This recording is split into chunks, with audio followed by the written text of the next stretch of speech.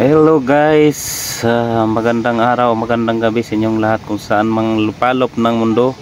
Ang aming biyahe nito ay dito kami ngayon sa Maysan, Valenzuela, Palastican. So nirenovate ang kalsadang ito dahil binabaha at malalim kung magbaha dito pag tag-ulan. Kaya ngayon natsimpuhan namin na tinambakan ng yung dating simento. Kaya tinatanggal nung naunang driver na nakabungad dahil nga sa posibilidad na mabalaho siya at saka sobrang laki ng mga tipak na simento. Kaya ayan nangyari, medyo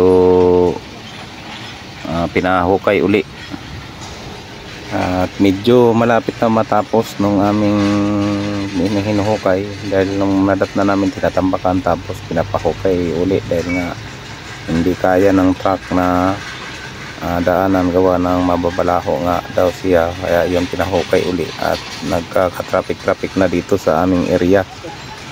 Kaya mabuti na lang at mayroong volunteer na nagsisinyas sa area na ito, kaya medyo nakakalusot din yung ibang mga diretso. At ito palang area na ito ay ito yung mga paggawaan ng istaka ng mga yung mga kalakal na mga plastic sa area na itong aming pinapasukan. At yung sa amin naman ay LPG na price gas o Oro Oxygen Corporation na aming deliver dito sa Maysan.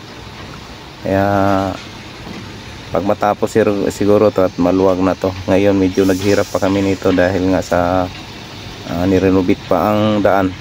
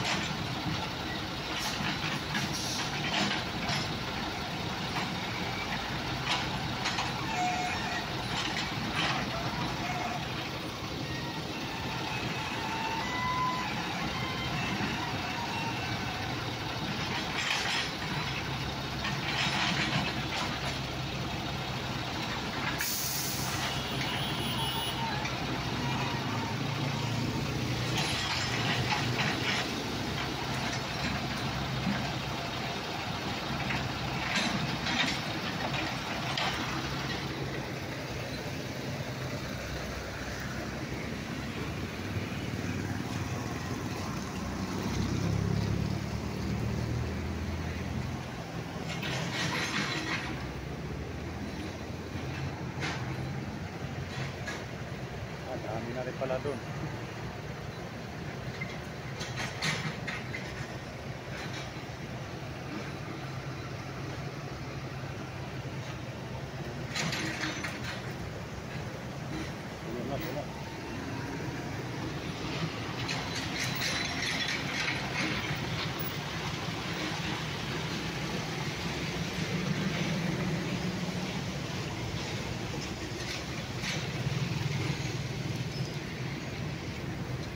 At yan na nga guys, siniyasan ko na yung partner kong driver dahil pwede nang pumasok at nakalusot na kami, pang 5 kami dyan sa nakatingga. At dito naman sa side ng kanan ay mayroon pang nakatingga na dalawang T40 na container na trailer din na at nag-aantay pang makatapos kami sumunod.